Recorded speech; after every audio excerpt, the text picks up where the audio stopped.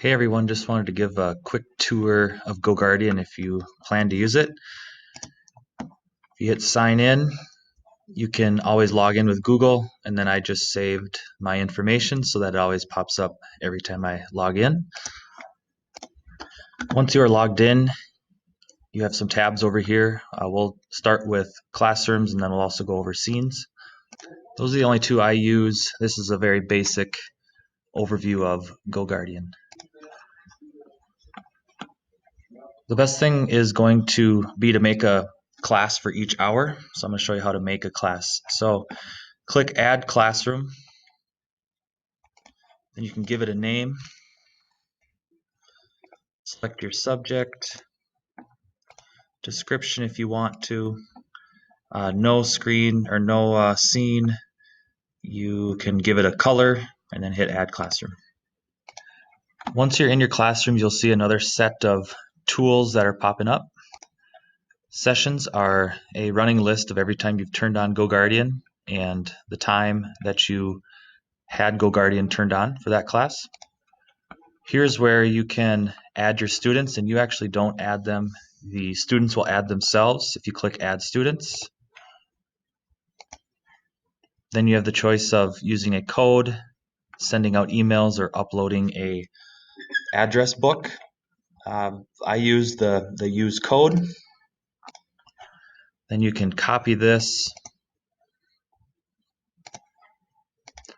and hyperlink it if you have a Google Slides set up. So like right here, you can hyperlink and then there it is.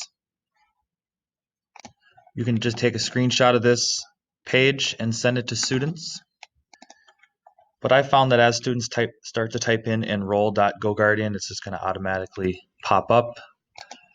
And then once into this space, students will be given the option to put in the class code, and the class code will automatically direct them into the class that you have created. Since my Google is set up as the teacher for this, I cannot log into the class, so I cannot show you that screen.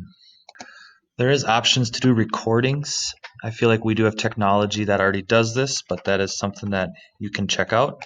The next tab is if you want to add teachers. So if you're co-teaching with somebody, you can add other teachers to that option. And lastly are some settings that you can update. These are the basic settings that we started the class with. You can schedule certain times for your GoGuardian to run and then how your reporting looks. I usually stick to the sessions and students, just the basic part of GoGuardian.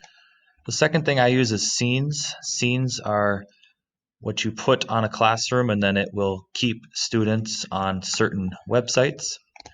You can also go with no scene and then they can go to any website they want, but you will get to see a report of where they went. And you will also get to see a live picture of their computer screen when they're logged into GoGuardian.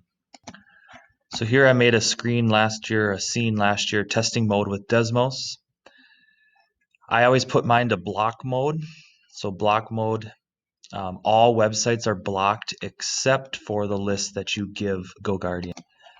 So from last year I had Desmos available, which is 3 different websites, TestNav, and then another Desmos that I also put up there. To make more sites available, you can type those in.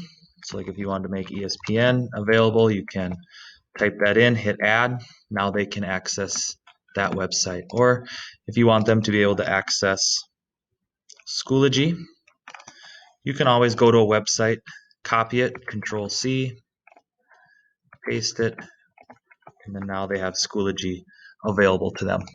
To make a scene, you can click Add Scene. You can enter your name. You can enter a description if you want.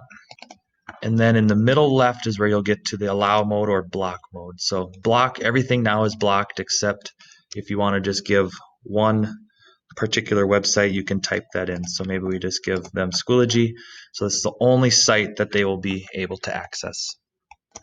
After scenes is calendar. On the calendar, you can automatically schedule sessions. I do not use this feature, but if you're using it regularly and you know what time you want to start it, what time you want to stop it, you can use that.